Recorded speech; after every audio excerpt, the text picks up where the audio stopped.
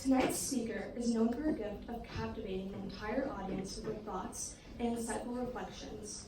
She is a psychology graduate and attained her master's in journalism and mass communication from the University of Wisconsin-Madison. As a skilled writer, her literature speaks from the heart and is felt by millions across the world. After completing her graduate work, she taught Islamic studies and served as a youth coordinator. Currently, she's a writer for Huffington Post, an international speaker, and an author who focuses most of her work on spiritual and personal development. She is well known for her book available worldwide, Reclaim Your Heart, Personal Insights on Breaking Free from Life Shackles. Her ability to relate all intervals of life to one's relationship with Allah subhanahu wa ta'ala is remedy for those seeking comfort in this dunya. She has the honor of being at Mogahed Institute's first female instructor. I'd like to introduce Ustaza Yasmin Mogahed as she comes and talks about connecting with Allah. Please give me more applause.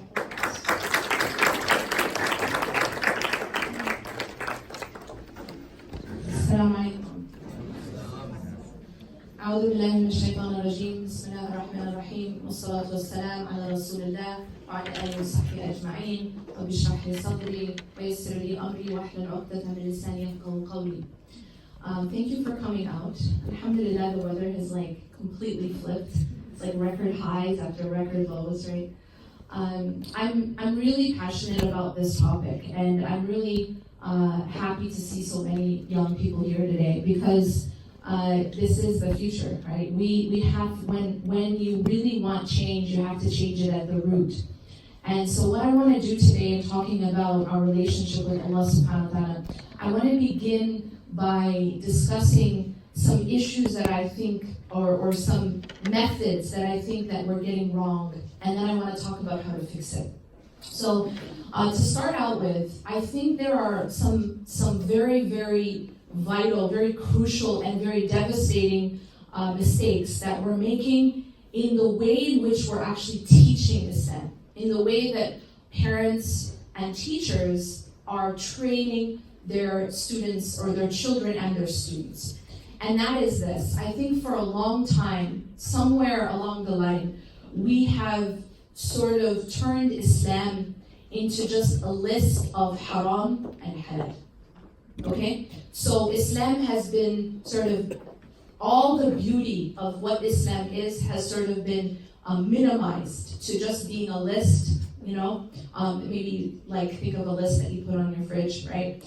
It's haram to do this, and it's halal to do this, and it's haram to dress like this, and it's halal to dress like this, and it's haram to eat like this, and it's halal to eat like this. Now, all of those things, these are the rules, the ahkam of Islam. Are they important? Yes. Okay, you got 100 on that pop quiz. They are important. They are necessary. But I'm talking about something deeper here. I'm talking about the fact that Islam has been reduced to only haram and halal. Now, the problem with doing that is that here's what happens. So kids growing up, a lot of times when they're taught about Islam, before they reach the age of 4, they already know basically 2 words about the deen if they're being taught. One is haram and the other is hellfire or Jahannam. So there's this methodology of teaching through fear. You guys feel me? Anyone feel me? Yeah. Anyone? Okay. There's a methodology of teaching children through fear. Now, I'm not talking about taqwa. Taqwa is something a little bit different than what I'm talking about. I'm talking about fear like you fear a bully, or like you fear the police, or like you fear someone who's just going to hurt you, okay? And the problem with teaching your children that way, or teaching students that way, is that imagine for a moment that a child, their entire life, is told, you know what, you better watch yourself, because if you do this, the police is going to get you. If you do that, the police is going to get you and throw you in jail. If you do this, the police is going to... As that child grows, now you might be warning them for their own good, right? But let me ask you a question. What happens to that child's relationship with the police? What happens to that child's perception of the police? How does that child feel about the police? Does that child want to have a really close relationship with the police? No, right? What is that child going to feel about the police? That child is basically going to want to avoid the police. Is this sounding familiar? And so what happens is that when we teach our children the deen in this way, where it's all about punishment and wrath and haram, it leads youth as they grow up to just not want to have anything to do with religion. Let me just stay away from religion completely because no matter what I do, I'm going to go to hell. Weird kinds of thinking like that. It starts to actually create a sense of unhealthy fear, which is different than taqwa. Unhealthy fear that leads to despair and hopelessness. Does that make sense? All right, not if you understand. That it's not the healthy kind of fear that makes you do better. It's not the healthy kind of taqwa. It's the unhealthy kind of fear that makes you say, you know what? Let me just stay away from religion completely. Let me just stay away from Allah completely. Because no matter what I do, I'm going to do something wrong and I'm going to go to hell. It's this fear that isn't healthy. It's actually demoralizing and paralyzing. It makes a person fall into despair.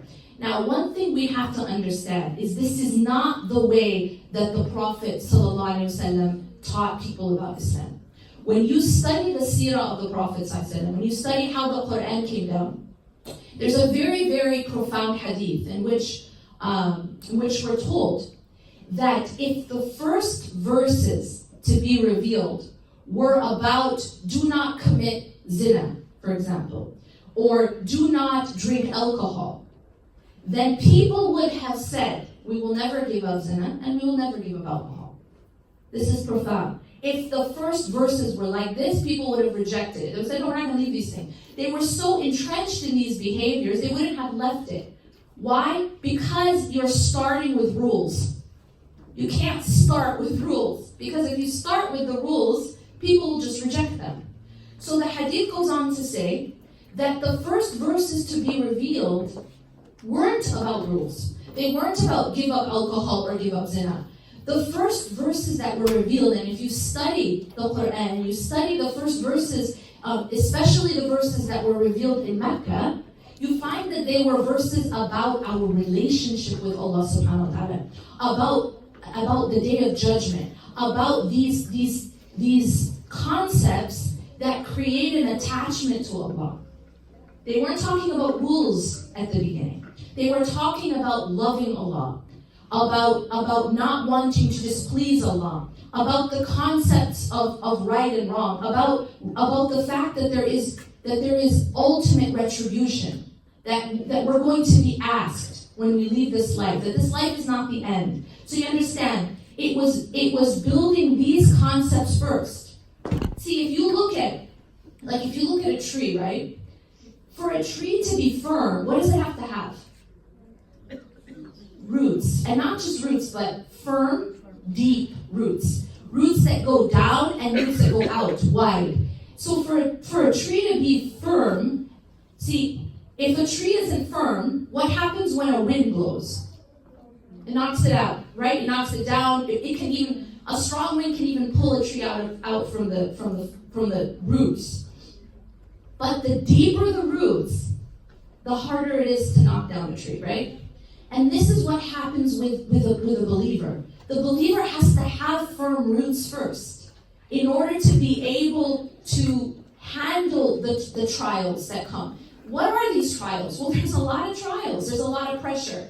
Not just peer pressure, but just all around us. There's a lot of trials. There's a lot of deception.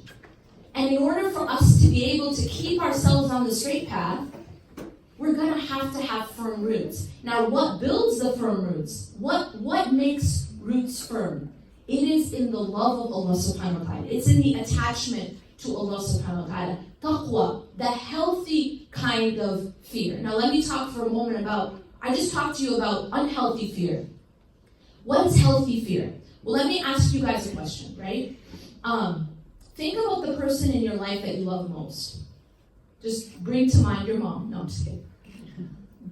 Think about the person in your life that you love the most. All right? Everyone have someone in their head? Y'all don't love anyone? Yes, okay. I like interactive audiences, so just use your head. Say yeah, say no, that's fine. Okay. Now think for a moment about what would happen if that person that you love the most is angry with you. Or that person that you love the most wants to cut you off. Doesn't ever want to see you again. Doesn't ever want to speak to you again. Says, you know what, I have nothing to do with you. How does that feel? Right? Immediately people have a reaction, a visceral reaction to that. It brings about what? What emotion? Just throw it out. Sadness. Pain. What else? Anger. Okay. What else? Desperation. What else? Regret. Okay. What do you feel when you think about losing the person you love most? You feel afraid. You feel fear. That makes us feel a deep sense of fear. Oh my God. Now, did I say to you that that person was going to abuse you, or that person was going to slap you, that person was going to, put you in the hospital? No. All I said was they would be displeased with you. You guys understanding what I'm saying? And so this is the essence of taqwa, isn't it? If you love Allah subhanahu wa ta'ala, you fear displeasing Him. If you love Allah subhanahu wa ta'ala, you fear being disconnected from Him. And in fact, that's what scholars say, is that the worst punishment of the hellfire, even more than the physical burning and the boiling water and all these terrible, experiences that are described, the worst punishment of hellfire is being disconnected from Allah subhanahu wa ta'ala. It's the fact that the people in hellfire, they don't get to see Allah. They don't get to speak to Allah. There is a hijab, as Allah tells us, or a veil put between them and Allah. They are disconnected from Him. And even as far as Allah says that today you will be forgotten. Can you imagine your own mother saying that to you? Saying, you're forgotten. Today you're forgotten. I've disowned you. I don't remember you. It's a very deep fear that would bring about. Now imagine it's not your mother, but the Lord of the universe, Allah, saying that. That, in fact, scholars say, is the worst punishment of hellfire. Now that fear comes about from what? What was the root of it? Love. It was love and attachment. But let me ask you this question. What if it's a complete stranger, someone you don't care about, someone you don't even know, comes and says, I never want to talk to you again. Literally a complete stranger comes up to you in the mall and says, by the way, I never want to talk to you again. Anyone? Who cares? Who cares, right? You don't have any reaction to that because you have no relationship with this person. You don't care about displeasing a complete stranger, right? So this is the essence, really. The essence, the root of our relationship with Allah needs to be having an attachment. So, what happened when the Prophet ﷺ brought Islam? It began with building a solid foundation in the attachment to Allah subhanahu wa ta'ala. And then, after the companions had built a solid bond with Allah, then these rules came. And many of these rules came later on in Medina. So if you look at the Quran and you study the Quran, you find that most of the ahkam, the rules, the harams and the halals, the do's and the don'ts, they were Madani, meaning that they came down in Medina. They were not at the beginning of the message, they were in the second part, in the Madani portion. So this is something that I think we're doing drastically wrong, is that we are teaching from the beginning, where we don't have a foundation in the bond and the love of Allah subhanahu wa ta'ala. And instead, we're only teaching rules. We're teaching haram and halal. And then we're using Allah, which is I think, it's just the most terrible thing to do to your kid, is that you're using Allah to try to control your kid. So how do you do that? It's you want your kid to do something, right? So what do? Or you want them to stop doing something. If you don't, and I'm talking kid meaning 4-year-old, 5, I'm not talking about an adult kid, a little kid. If you don't stop doing this, Allah's gonna punish you. Okay, that's really great, because what you've done now, if you've made Allah the bad guy. Like, do you understand what I'm saying? So what you've put in this child's head is that Allah is just about punishment. Allah is just about punishment. So now this child grows up with an unhealthy avoidance out of unhealthy fear of Allah subhanahu wa ta'ala. And it's no wonder that youth grow up and they're just avoid it altogether. And it's because of that imbalance. When Allah subhanahu wa ta'ala speaks about himself, what does he say about himself? Allah, when he speaks about himself, he says, my mercy supersedes my wrath. Allah says that. My mercy, in a hadith qudsi, he says, my mercy supersedes my wrath. So Allah's mercy is greater than his punishment. But we teach the other way around. We teach the other way around. And it is extremely harmful to the iman of these children and of these people that we're teaching. And not just children, but when someone comes into the fold of Islam, is a convert or a revert, what's the first stuff we teach? Okay, now you gotta change your name and stop celebrating Valentine's Day. Like, that's number one, right? Like, okay, that's the first thing you're taught. But that's not the way to go about it. The first thing needs to be about building the bond with Allah. And it is no surprise that people end up straying, that people aren't able to stay on the straight path. Because if you don't have those firm roots, the first strong wind, and it just knocks you down. Do you understand the problem? And even this is how we're teaching our converts or our reverts. We're not giving them strong roots. We're teaching them, here are the rules, right? So then what happens? The first test that they go through, and they can't handle it because they didn't have those strong roots. And this is what's happening to our youth. So it's very, very important, and I'm not saying that the rules are not important. I'm saying that there is a methodology, there is a prophetic methodology, and it was about teaching the foundation in the love of Allah, and in healthy taqwa, and then introducing the rules. Now, how do you do that? How do you build that foundation? The foundation comes, now, I said to you that we need to love Allah, right? But how do you love someone? Like, think about a human being. Are you going to love someone that you don't know? Again, this stranger in the mall comes up to you and says, by the way, I'm never going to speak to you again, right? You don't have any reaction to that. Why? Because you don't love this person. You don't love this person. Why? Because you don't know them. Y'all are amazing. You can't love someone you don't know. The way to love someone is to know them. You have to know and remember that person and learn about that person in order to love them. We can't love the Prophet ﷺ if we don't know the Prophet ﷺ. We can't love Allah subhanahu wa ta'ala if we don't know Allah subhanahu wa ta'ala. So it's about beginning a path of knowledge of Allah subhanahu wa ta'ala. Now, how do you do that? Well, there's no better way than through His own words. Through His own words, which is the Quran, the words of Allah subhanahu wa ta'ala, and the hadith. As you start to remember Allah more, now this is the concept of dhikr and the role of dhikr in our lives. Dhikr is how we get to know Allah subhanahu wa ta'ala. By reading the Quran, by studying the Quran, and by remembering Allah throughout our day and throughout our lives.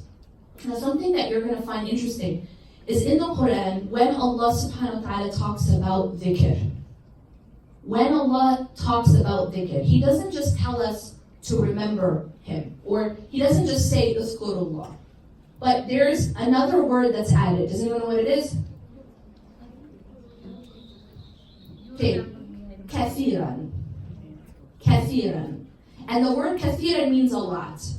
So when Allah talks about dhikr in the Quran, He doesn't just talk about remembering Allah. Because see, here's the thing. We could remember Allah once a week, right? Like other religions who remember God once a week, if they remember God once a week, okay? We could remember Allah just once a week on Friday. But is that enough?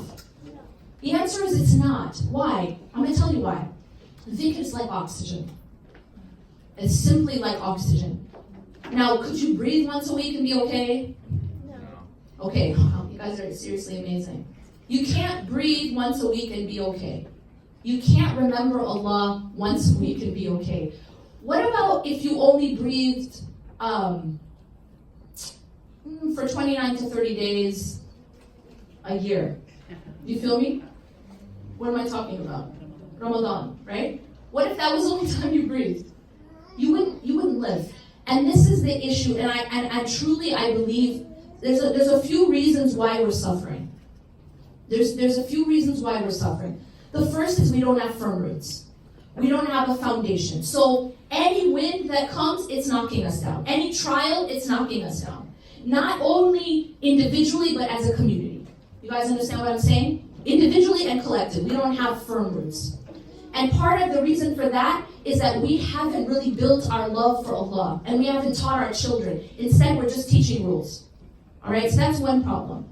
Another reason why I think we're suffering is that many of us are low on oxygen. Just the same way that someone, comes into the hospital and they check their pulse ox, they check their oxygen level. If it's low, that person isn't going to be able to survive. So I think what's happening to us is that our oxygen level, and I'm talking about spiritual oxygen, our spiritual oxygen level is very, very low. Why? We are just simply aren't remembering Allah enough. It's really very simple. See, someone can go to the doctor and be like, doctor, I have no idea what's wrong with me, right? I'm having all these problems, so lethargic, I'm so weak, and you know what? The doctor could come and give them a million different cures, right? But if the person isn't breathing, none of those other things are going to matter, right? So that's really the essence of our problem, is that we just don't have enough spiritual oxygen. We just don't remember Allah enough. We don't remember Allah enough. So how is it that we can incorporate this spiritual oxygen in a practical way in our lives? What do you guys think? Prayer. First thing, right? I want to just take a moment and talk about the importance of the salah. And the reason I want to do that is if I don't do that, I'd be like a nutritionist or like a personal trainer coming up here and talking to you about, this is eat organic, eat raw, exercise, but none of you are breathing. I'm missing the forest, right? I'm missing the forest for the leaf. I'm missing the most essential thing if I'm not going to talk about salah. Are you guys feeling me? Yes? So I have to talk about salah. If we're going to talk about spiritual health or having any relationship with Allah, we have to talk about salah. Because the Prophet ﷺ told us that the salah is the essence, right? He told us a few things, and I'm just going to remind you and myself of these things. First, he told us that the difference between a believer and a kafir, a disbeliever, is the salah. Okay? You feel me? He didn't say the difference between a believer and a disbeliever is drinking alcohol or zina or any of these other terrible sins. He said salah. Do you understand? I want that to just be absorbed. The other thing the Prophet ﷺ told us is that the first thing we're asked about on the Day of Judgment is salah. That's the first thing. And then he goes on to say that if your salah is in order, then that person will be successful. And if it is not, then that person will have failed. So it won't matter that you ate organic if you're not breathing. You feel me? It won't matter. You have to breathe just to stay alive, and then we can talk about eating healthy and exercising. Right? Okay, now the salah. One other thing I want to mention about it is that it is just like oxygen. And oxygen isn't something that you can delay. You know what I mean? Like, if you're having a really important exam, like, say you're taking the most important exam of your life, you're taking the MCATs, or you're taking the LSATs, or you're taking whatever exam it is that you're taking. Are you going to say, well, because I'm taking this exam, or because I'm studying for this exam, I'll breathe tomorrow? Or I'll breathe next week, or maybe next year? You can't say that, right? Anyone? What's going to happen? You will die before tomorrow because you have to breathe to be able to stay alive. And so you're never going to put off breathing in order to study for an exam. You're never going to put off breathing in order to go shop at the mall. You're not going to put off breathing because you're in a bad mood that day. Right? This is another tactic that shaitan uses. Is that when you're down, and everyone's going to get down, I guarantee it. It's just part of dunya, isn't it? We have ups and we have downs. Anyone not have downs? Exactly. So the point is, you're alive. You live in dunya. Therefore, you're going to have times where you're down. You're going to have times when you don't feel like it. You're going to have times when you don't have energy. You're going to have times maybe when you feel really, really, heavy and not motivated. Now, in those times, let me ask you this. What would happen if you stopped breathing? You would die. You'd die. So you wouldn't just be down anymore. You'd actually die. You feeling me? And this is what happens spiritually. You might feel down, but if you stop praying, you're not just going to be down. It will be a spiritual death. Do you see? And this is the trick that shaitan uses. Is that when you're down, he wants you to give up on your salah. Even if you're down because maybe you committed a sin. Maybe you feel ashamed of yourself. And this is another trick. If you feel ashamed of yourself, shaitan sometimes comes and says, look at you, you hypocrite. You're so two-faced, right? You're a hypocrite because you're committing this sin which you know is wrong, and then you're going to go pray. You see, this is a classic trick of shaitan. He wants you to lose hope. He wants you to despair. So he wants you to give up. It's like a person who gets sick. Suppose you have the flu. Anyone ever got sick before? The flu, all right? Now say you have the flu and you're sick. And then you think, you know what? Because I'm sick, I'm going to stop breathing. Makes no sense, right? What's going to happen to you? You're going to get sicker until you die. And this is the problem, is that when you're down, even if you've just committed the worst sin in the universe, right? If you choose at that point not to pray, you're only going to make it worse. And what can happen is that what shaitan is trying to do is to make you go lower and lower and lower. Because you don't just get down like this when you leave oxygen. You get down, down, down, down like this. And it goes fast. And then eventually it's a spiritual death. And when a person is spiritually dead, a lot of bad things happen after that. And I'll just give you a few of them. One of the things that happens when you're spiritually dead is that you can no longer see the difference between right and wrong. And something else happens. You start to see wrong as right. And you start to see right as wrong. Black becomes white and white becomes black. This is why, if you ever look at a person who starts to move away from the deen, it always has to start with the salah. So for example, a person doesn't just wake up one day, praying 5 times a day, doing their adhkar, doing all that, and wakes up one day and says, I'm going to take off my hijab. That's just not how it happens. It's just not how it happens. Here's how it happens. It happens because you slowly start to move away from the remembrance of Allah, and there's something else that happens, and that is your environment. Okay? Human beings are rather predictable. We try to say, like, human beings are so unpredictable. No, they're not. Human beings are rather predictable. You stop breathing, you die, right? You jump in a pile of dirt, you get dirty. You feel me? You go into water, you get wet. So this is what's happening. You do certain things spiritually, you're going to have a very predictable reaction or a very predictable outcome. So if a person stops remembering Allah, they start missing their prayers. Or they start delaying their prayers. Or you know what, all 5 before I sleep. And then it becomes 2. And then it becomes 1, then it becomes 0. That is the slippery slope of how someone gets to a point, for example, where they take off their hijab. Or whatever it is that they're doing, whatever sin it is. What also happens is the environment. Now this is another point I want to make. Very important. The Prophet ﷺ told us that a person is on the deen of their closest friend. Do you understand what that means? That's very profound. Al-mar'u ala dini khalilih. What does that even mean? It means that you will take on the actions, the mannerisms, the beliefs, even the same things are going to become funny to you, okay? You start to become just like your best friend. You start to become just like your best friend. So you have to be very careful who your best friend is. You understand? If your best friend is a certain way, you will be like that. And this isn't me saying, this is prophetic.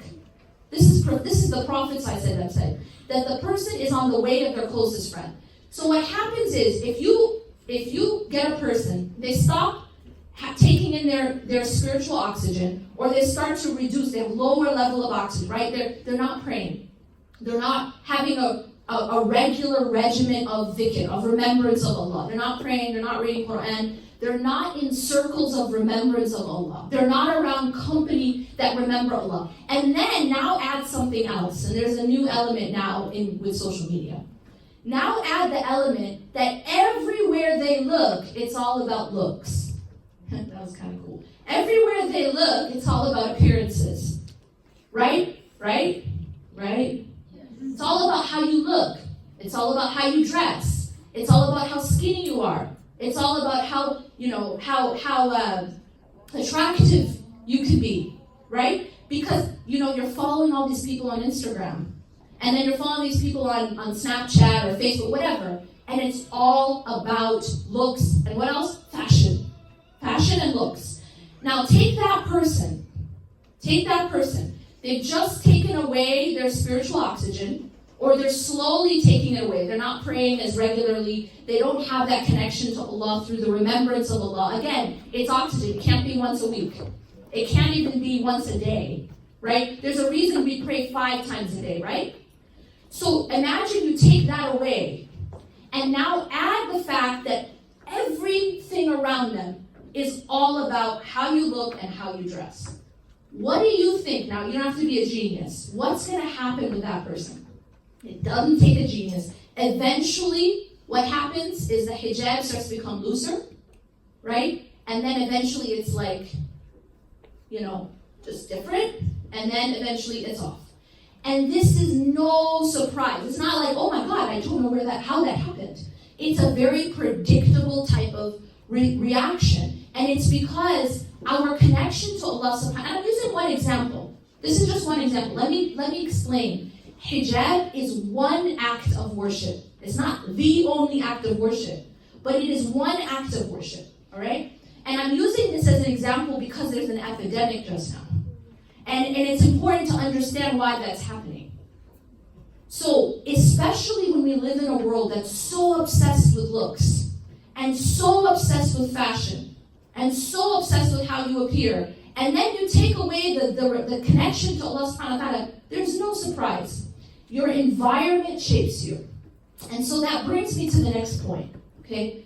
The first point I talked about was the oxygen, right? The salah. And in addition to that, let me just advise one other thing. There are supplications that the Prophet ﷺ used to say throughout his day. I advise you to at least take some of those and make them a regular habit.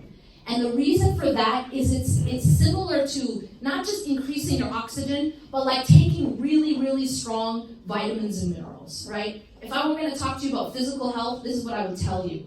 This is spiritual health. And so if you're saying these du'as, these supplications throughout your day, you're going to become healthier and stronger spiritually. What are they? We'll get an app called My Dua, 2 A's at the end. And this is Fortress of the Muslim. It's a collection of the du'as of the Prophet ﷺ and ayahs from the Quran, of what he used to say throughout his day. Get that app. It's like the best investment. It's like 99 cents, guys. Get that app, have it on your phone, and make a regimen with your adhkar. There are supplications you're supposed to say in the morning, supplications you're supposed to say in the evening, and there's some before you sleep. If you can at least do these 3 times, it doesn't have to be a lot. This is another trick of shaitan, just let me tell you this. His trick is all or none. Ever heard that one before? If you can't be perfect, just don't try, right? As soon as you mess up, just give up. That's shaitan's trick. So even if you're going to say 2 supplications, 2 du'as, but you're going to be consistent, it's better than doing nothing. And it will be effective. Do as much as you can, but be consistent. The Prophet ﷺ said that Allah loves the actions that are consistent, وَلَوْ أَقَلْ, even if they're small. Even if they're small. This is a spiritual principle, but it's also a physical principle, right? Because if you want to get a flat stomach, you have to do sit-ups regularly. You can't say I did 1,000, why isn't it working? You also can't say I did 1. So you have to be consistent if you want to see results, even if it's small. So this is part of your oxygen. And then the last part of the oxygen is the Quran, is having a connection to the Quran, a regular connection to the words of Allah subhanahu wa ta'ala. That's spiritual oxygen, okay? The second part has to do with environment. And this is, I touched upon it a little bit with social media, but I really cannot overemphasize the importance of environment. You know they say you are what you eat. You are what you eat. If you constantly sip on poison, like every day in the morning for breakfast with your cornflakes, you have a sip of poison, and you do this every single day, you might not die right away, depending how strong the poison is, but what are you doing? You're dying slowly, right? You're actually harming your organs, but you're doing it slowly. The same thing happens spiritually.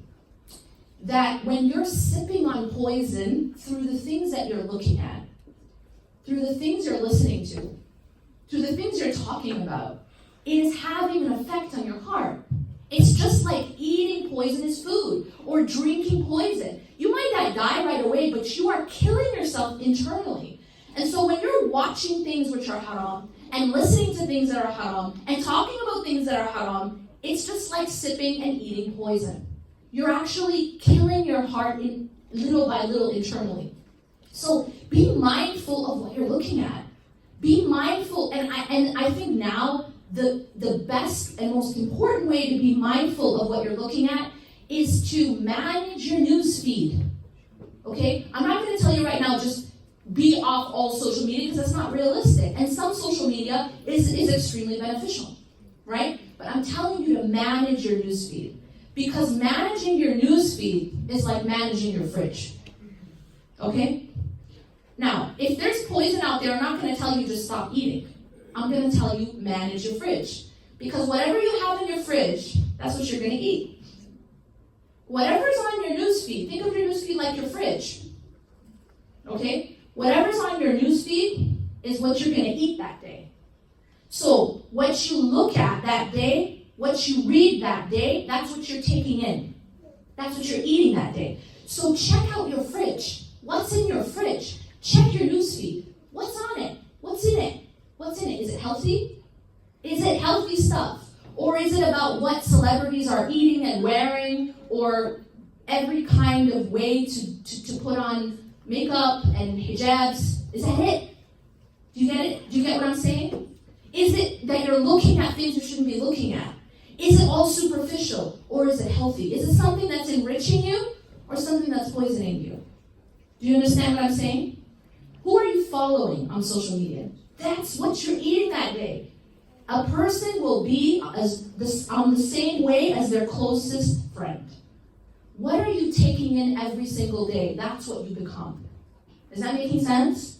So that is why, if the only thing you're looking at every single day is every single fashion trend and every single, you know what I mean, every possible way to contour, I mean, like everything, every possible way, and that's it.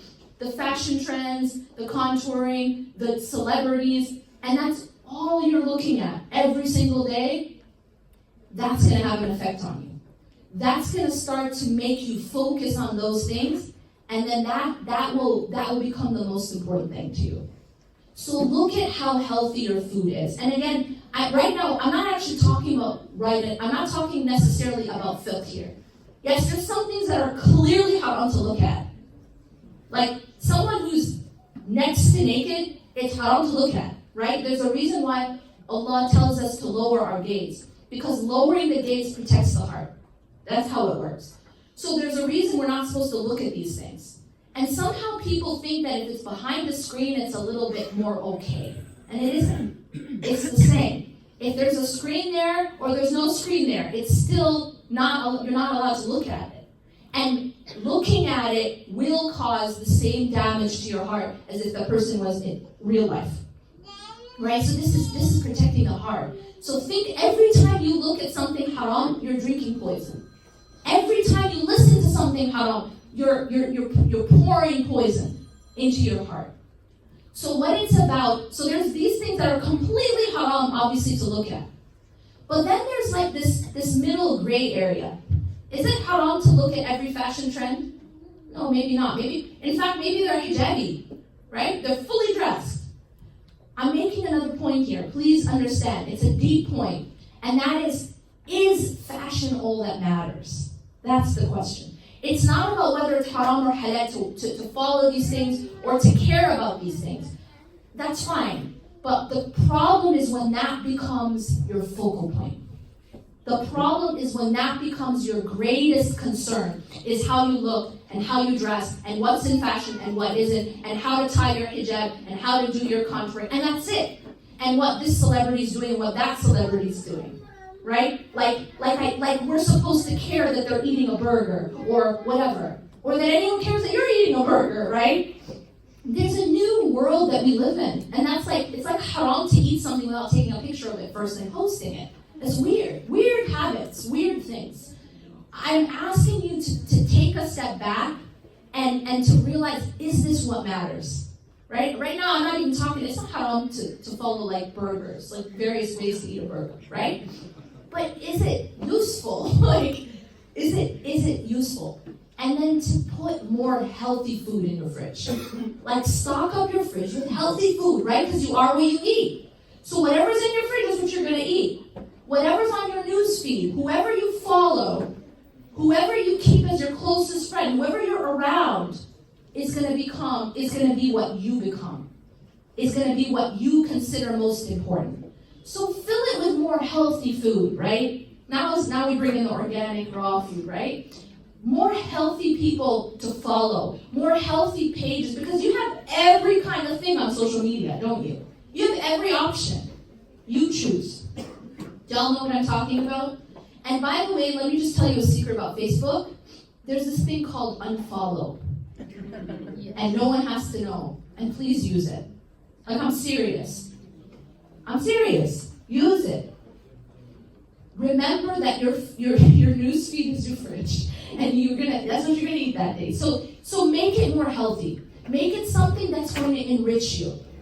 Follow people that are going to make you learn something, that can inspire you, that can teach you. So use social media to develop yourself rather than to sip poison. Do you understand what I'm saying? Okay, so what I'm going to do is I'm going to just wrap up and then give you time to ask questions, inshallah, and then we have books available at the end. But just to reiterate, I'm just going to sort of bring it all together, full circle, inshallah. First is the importance of having solid roots, having a solid connection with Allah subhanahu wa ta'ala. This is the prophetic way, this is the prophetic methodology of how to train tarbiyah and the training of another human being and of ourselves, is to have solid roots in the relationship with Allah subhanahu wa ta'ala. There's a very powerful analogy given by 𝐁𝐿 rahimahullah, where he said that a believer in his path to Allah subhanahu wa ta'ala is like a bird. And the head of the bird is the love of Allah. See, the love of Allah is our driving force. If you cut off the head of a bird, it's dead. Right? So the head has to be the love of Allah subhanahu wa ta'ala. That's the driving force of a believer in their path to Allah subhanahu wa ta'ala. Then he says that one wing of the bird is hope. And one wing of the bird is fear. So you have the head, which is love, that's the driving force, and then you have one wing, which is hope. This is raja, or like hope in Allah subhanahu wa ta'ala, that you have hope that Allah subhanahu wa ta'ala will forgive you. You have hope that you will go to Jannah. You have hope that even when you mess up, you keep going. That's extremely important, because one of the tactics of shaitan is despair. Shaitan will tell you every time you mess up, every time you slip, he'll say, just stay there. Right? There's no point. There's no point in praying. You're a hypocrite. You committed this sin. There's no point in going to the masjid. Look at the things you're doing outside. But that's a trick, because Allah wants you to go to Him even when you mess up, and especially when you mess up. Especially when you mess up. Look at Adam alayhi salam. Look at Adam. Look at his story. Why does Allah tell us this story? Because it's a lesson. What did he do? He ate from a tree he wasn't supposed to. Right? You all learned this story when you were like 3, right? He ate from a tree he wasn't supposed to. But then what did he do? He asked for forgiveness. إِنَّا ظَلَمْنَا أَنفُسَنَا وَإِن لَمْ تَغْفِرْ لَنَا وَتَرْحَمْنَا لَنَكُونَنَّ مِنَ الْخَاسِرِينَ. He humbled himself. He said, we've wronged ourselves. He didn't even blame shaitan, which is very interesting, right? He said, we've wronged ourselves. This is taking responsibility, which is like the first step. And he's humbling himself, and then he is asking for forgiveness. He's not despairing. He's not losing hope. He's saying, we've wronged ourselves. وَإِن لَمْ تَغْفِرْ لَنَا وَتَرْحَمْنَا لَنَكُونَنَّ مِنَ الْخَاسِرِينَ. And if you don't forgive us and have mercy on us, we'll be among the losers. That's what Adam a.s. did. Now look what shaitan did. Shaitan messed up. What did he do? He blamed Allah. What did he do? He blamed Allah. You made. Before that, what did he do? He refused to bow, right? He was told to make a sajda and he refused. He was arrogant and he refused. But let me ask you this question. Has anyone in their entire life ever missed a fajr? Like ever? Like in ever? Okay, you don't have to answer that question. Alright. How many sajdas are in fajr? 2. Oh wait, no. 2 times 2. Yeah, 4. Okay. So let me ask you this question. Who's worse? Now you're getting scared. Who's worse? Someone who misses 1 sajda or someone who misses 4? Okay. 4 is worse, right? So how come we're all not going to hell? Hopefully. We're not prideful. We're not prideful, but there's something else. We ask for forgiveness. Exactly. We ask for forgiveness. It's not, look, no one's perfect. No one's perfect. And Allah knows this. It's not a mistake. Allah knows that He created angels who are perfect, and He created humans and jinn who are not. He says, and He knows that this is part of the design. There's a hadith that says that all the children of Adam are going to commit sins. And the best of them are who? Not the ones that don't commit sins. The ones are who repent. Do you understand? So, the difference between us and shaitan, inshallah, is that we repent. We don't give up, and we repent and we keep going. And if you look at when you look at the story of Adam next to the story of shaitan, you see that one of them was commanded not to eat from the tree and ate from it. One of them was commanded to bow and didn't bow. But their endings were very different. One became cursed, became like the most cursed till the end of time, and one became a prophet. Do you understand? Adam a.s. humbled himself, he didn't lose hope, and he repented. And Iblis, on the other hand, his reaction was to blame Allah, as someone said. He blamed Allah, and he became more and more rebellious. Instead of humbling himself, and instead of repenting, you know what, I was wrong, forgive me. He didn't do that. He blamed Allah, so he didn't take responsibility, and he rebelled more against Allah. He said, okay, since you kicked me out, I'm going to try to take as many people with me to hell. Give me time. That's all he asked for. He said, give me time. Why does he want time? He wants time so he can take as many of us with him as possible.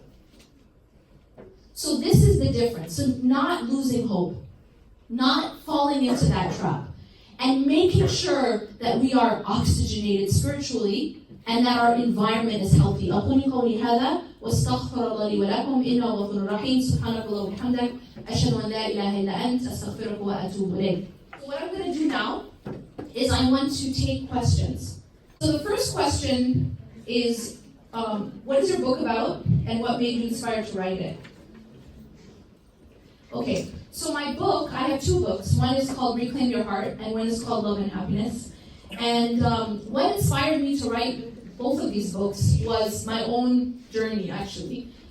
So all of us together are in the same journey, right? We are all in dunya trying to get our way to Allah subhanahu wa ta'ala. We're all going to the same place, ultimately, is with Allah subhanahu wa ta'ala. And in that journey, we go through stuff, right? We go through pain, we go through loss, we go through happiness, we go through, all these various experiences. And as I went through these experiences, I learned a lot of things and I wrote about it. And so what I've tried to do is share what I've learned through experience, because I'm in it, right? I'm not like writing about something that I didn't experience, but like I'm talking about things that I've experienced in order, and my goal, my hope is to help others. Because I hope to try to help other people get out of dark places, and to try to help other people not maybe have to go through the same stuff that I went through. Because there's a lot of stuff that I write in these books that I wish I had read a long time ago. Because I mean, everything's meant to be, but there's things that are avoidable if you know what it is that you're doing wrong. But a lot of people don't know what they're doing wrong, and they continue to go through the same cycles of disappointment and pain and mistakes. So it's really, really important that we understand how to avoid these things. So essentially, Reclaim Your Heart is about getting through this life without allowing dunya to own you, and how to get through loss, and how to get through how not only loss but also gifts. Because see, Allah subhanahu wa ta'ala tests us with both good and bad, right? Allah tests us with difficult things, but Allah also tests us by giving us the things that we love. So how to pass both tests, and that's a very, very important concept.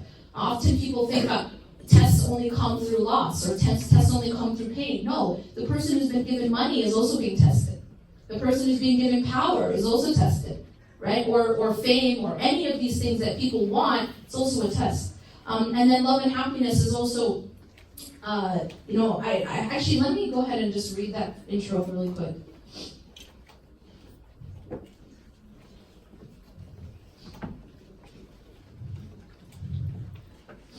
Things fall apart, and they break sometimes. Like many of you, my journey hasn't always been easy. Pain is very real, and so is loss. Sometimes it's hard not to let the weight of what we carry or the memory of what we've lost take over. Many of us know the reality of struggle, and so many people suffer in silence. It is hard. It is hard not to give up when we face the repeated disappointments of life. Like some of you, I have known loneliness. I have known defeat. And I have fallen many times chasing mirages and broken many bones building castles in life's fading sands. Sometimes all it took was one solid wave to destroy what I had spent years building. So I decided to give it a voice, all of it, the tears, the pain, and the lessons. The things which I saw and learned and gained along my life path needed a voice. I wanted to give back in hopes of helping myself and others survive. But then, it wasn't only about surviving. I didn't only want people to survive inside their storms. I wanted people to thrive inside their storms. And so I wrote as I walked through my own. The words found in this book became my voice and my letter to the world. They became my deepest attempt to not just pick myself up, but others along the way. I wrote because just as we will fall in life, so will we rise. That's the thing about this world. It never gives us only one kind of path. There is pain, yes, and loss, and even darkness. But there is also light, there is hope, there is beauty, and there is also love and happiness.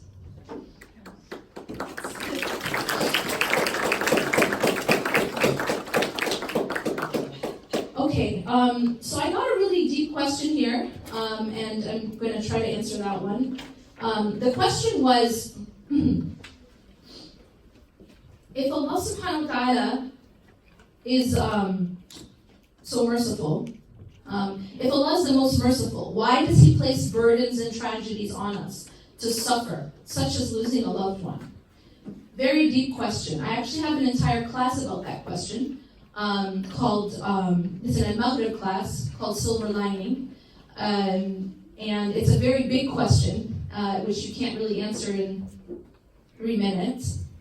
But I'm trying to think what's the nearest class. I'm bringing it to Detroit, inshallah, Dearborn. So inshallah, I'll look up that date and let you know. But inshallah, it will be coming to Dearborn. So I encourage you to come, inshallah. But To answer that question as briefly as I can, the Prophet ﷺ told us in a very profound hadith, عَجَبٌ لِأَمْرِ الْمُؤْمِنِ أَمْرُهُ كُلُّ خَيْرٍ, that the matter of a believer is strange, because everything is good for a believer. Now that sounds really strange, but the reality is that no matter what happens to a believer, it's ultimately good for them, even pain and even tragedy. And you might ask, well, why? And the answer is, I'll answer that question by asking you a question. Have you ever seen a child having to get shots? It's not fun, right? I hate that part of parenting, right? Giving your child shots. What do you have to do when you give a child shots? You have to inflict pain, right? It's pain to it. But why? Why are you giving them that shot? What's inside of that needle? The answer is some sort of medicine, whether or not you believe in vaccines, even if they're getting medicine through that shot, it's to cure them. It's to strengthen them.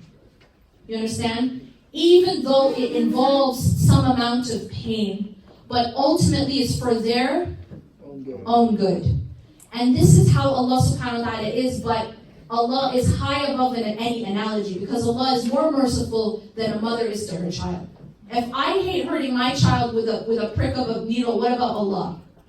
See, my mercy can't compare to Allah's mercy. Allah does not want to give us pain. Allah wants to give us strength. And there's a completely different way of seeing it. Questions are coming in.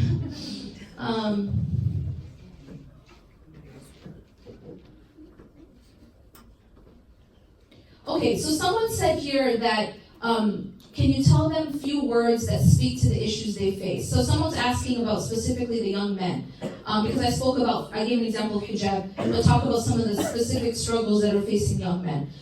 Sure, I'll try. I think one of the most important thing I did actually touch upon, but I will reiterate, and that is the guarding of the eyes.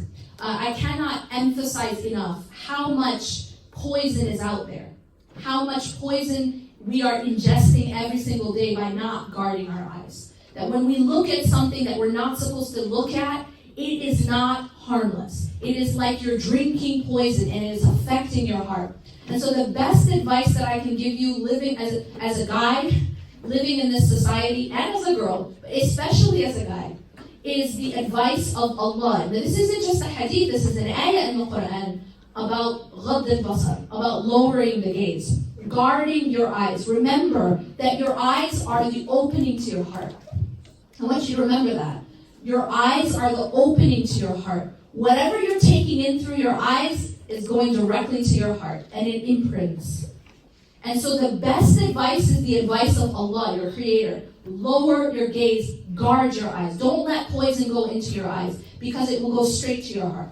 And that's the best advice I can give. I mean, of course, there's many other issues, but the core issue right now, I think, is this bombardment with fawahish, right? Like everywhere there's just shamelessness everywhere. It's just, and we become desensitized to it, by the way, right? We don't even react anymore when we see these magazine covers with literally naked people. It's just like, it doesn't affect us anymore. We're so used to it, right? We see it all the time on social media. We're used to it. But we shouldn't be used to it. It shouldn't be something that we become desensitized. That means our heart is becoming numb. It's becoming deadened. And so the best thing that you can do is to repent and to guard your eyes. And when you guard your eyes, Allah subhanahu wa ta'ala will give you better than that which you are turning away from.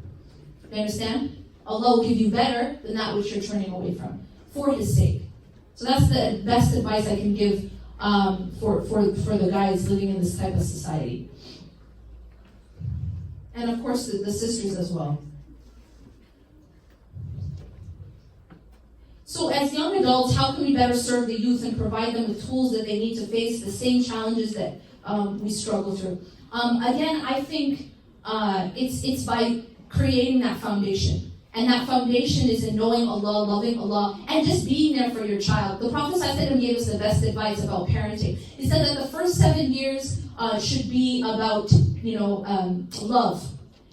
showing unconditional love to your child. The second 7 years are tarbiyah, teaching them right and wrong. And then the third set of 7 years is about being their friend.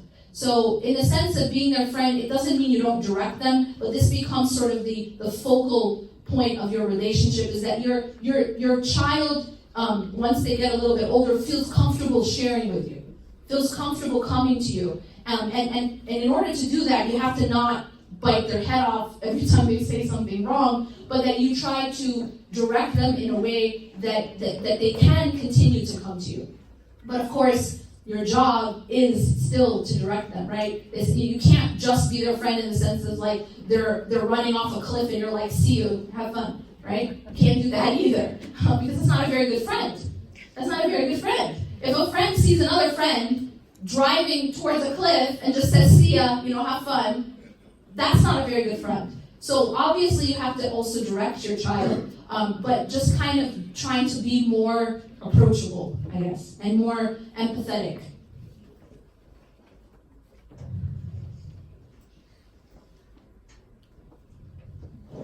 Okay, spoke about the failure of teaching our children about the love of God because we teach them unhealthy fear of God, not just to fear God, because we should fear God, but in a healthy way. By the way, let me just give you like a litmus test. How do you know if it's healthy fear or unhealthy fear? There's a very simple way of knowing. Does it bring you closer to Allah or does it take you away? That's the litmus test. So if you feel really ashamed of something that you've done, is it making you go closer to Allah and repent, or is it making you go away and avoid? You see? If it's making you get closer to Allah and repent, it's healthy. That's the healthy kind of remorse that we're supposed to have when we sin. I'm not telling you not to have remorse. I mean, there's healthy remorse, and we should have remorse when we sin. But is it healthy remorse that's bringing you closer to Allah and motivating you to repent and to fix yourself? Or is it demotivating you? Is it making you lose hope? Is it making you go further from Allah? And if it is making you go away from Allah, it's not healthy. And it is from shaitan, not from Allah. Anything that brings you away from Allah is not healthy, and it is from the shaitan. So it might come in the guise of shame or fear or regret, but if it is making you leave or go distance yourself from Allah and to give up on your worship and to leave and to distance yourself from the masjid and to distance yourself from the people of dhikr and to leave good company, then it's not healthy. Right? And there's lots of tricks that shaitan will use to get you away from the masjid, to get you away from a good crowd. Oh, they're so judgmental. Right? They're so judgmental, so let me go with this crowd that are judgmental. Right? There's a lot of tricks. Just be conscious of that. So always ask yourself, is it bringing you closer to Allah or taking you away? So the question is, how do we begin to change this approach? Again, we just have to go back to the foundation, the prophetic model of building that bond with Allah subhanahu wa ta'ala. Okay. It is very hard for me to stop falling under peer pressure. Thank you for being honest. I have tried to get closer to Allah, but it is hard. What do you suggest? I completely understand. I grew up in this country, and I went to public school my entire life. I'm a big proponent of Islamic school. However, in my community, there was no Islamic school. It wasn't an option. So I understand what this is like. But what I would say to you is, it's about holding tight to the salah, honestly. It's about holding tight to the salah. The more that you protect yourself by holding tight to the salah and to the remembrance of Allah, if you can incorporate these du'as and make them a habit in the morning, in the evening, before you sleep, then you will become, you know what that's like? It's like putting on an armor. You know when you put on an armor? Even if you're in the middle of a battlefield and you're wearing an armor, you're protected, right? I understand school is like a battlefield. I understand that the world and the media and everything around us and the peer pressure, it's like a battlefield. But that's why you have to wear your armor. If you're not praying and you're not remembering Allah and you're not reading your Quran and you're not going to a halaqah and you don't have good friends, it's like going into a battlefield with no armor. What happens? You killed. You get killed. You get knocked down. There's no surprise. There's no mystery in why that happens. So reading, doing your salah, being consistent in your salah. And by the way, I know that dhuhr time is during school. Sometimes asr will too. I'm telling you, you need to go to your principal and tell them, I need a place to pray. You have to do that, because the same way you would never say, I'm at school so I'll breathe when I get home. It's not going to work, right? So you have to make sure that you're asking for accommodations to pray. And it is your right, by the way. You can pray during lunch, or you can pray in a break, or whatever it is, but ask for accommodations, ask for a room. And the amazing thing about doing that is that you're now setting a precedence for other students who come after. Other Muslim students who will come after you in school, because now there's a place for prayer. And so it's a very, very, very profound reward for doing that. Okay, so make sure that you're praying even when you're at school and you're not missing your time of salah. Remember, you would never put off breathing just for school, right? Anyone? Anyone do that? Anyone say I'm not going to breathe because I have to focus on my class? No. Okay, good. So salah at school, make sure you're doing that and having that foundation in dhikr.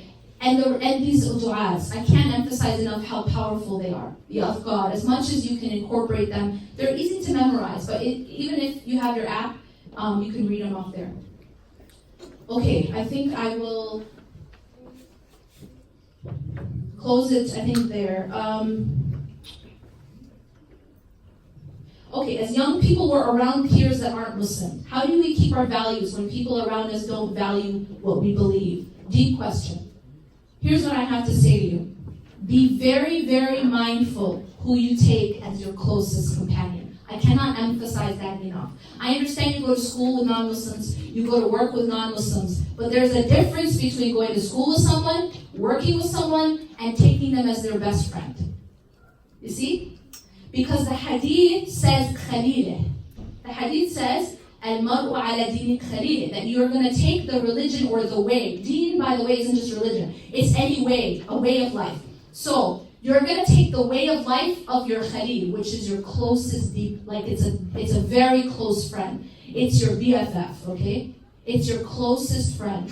So be careful who you take as your closest friend. It should be someone who reminds you of Allah. Someone who isn't going to make fun of you that you're going to pray, or isn't going to encourage you not to wear hijab or to take it off. That's not a good friend.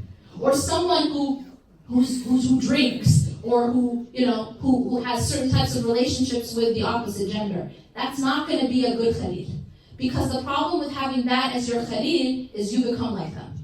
And that's just absolute prophetic advice, because it's human nature. You become like the person closest to you. This is also why it's very important you're very careful who you marry, because you become like them and they become similar. If you marry a person who doesn't fear Allah, or you marry a person who doesn't pray, it's very, very dangerous, because you will become influenced by that.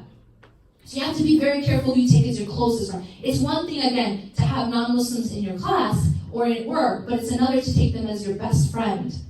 And when they're doing things which are completely against, drinking or dating or drugs, it's very dangerous to you. And what I would say to you is this: if you have a choice between drinking poison or drinking nothing, which one's better? No, obviously nothing, dude. The poison. If you have a choice between, in the moment, like say you have two choices, right? I say, hey, I have some poison for you, or you can refrain from drinking anything. Which one's better? Refrain. Obviously refrain, right? So what's the point here? The point is, it's better to have no friends than to have bad friends. You understand what I'm saying? Even if you have to be alone. No, dude, I'm serious. It's better to have no friends for a time. It's not going to last forever. It never lasts forever. Even if it's for a limited amount of time, even being alone is better than being with bad company. Because it's the difference between drinking poison and drinking nothing. And let me tell you this. Let me tell you another secret. Dua is powerful. Okay? Dua is powerful. Ask Allah to send you good friends. Ask Allah. If you have no one good around you, Go on your own and ask Allah to send you good friends, and He will. But don't say, well, I got no other choice, so I'm going to go to the poison group.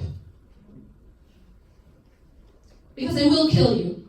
And I'm just going to say one other thing to you. In the Quran, it says that the people in hellfire, you know what they're going to say? There's a couple things that they say, but one of them is, I wish I had not taken so-and-so as a friend. Why? Because he misled me. He took me to the wrong path. This is an actual direct quote from the people of hellfire. That's what they're going to regret. They're going to say, I wish I didn't take this one as a friend because this one led me astray. It's the people around us sometimes that lead us astray. So they're going to regret that.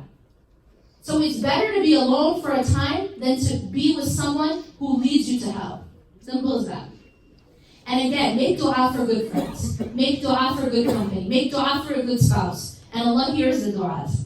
Another thing that the people of hellfire will say is, I was not among those who prayed. So when they're asked, مَا سَلَكَكُمْ فِي سَقَرَ, they're asked, what made you enter hellfire? And they'll say, we were not, the first thing they say, we were not among those who prayed.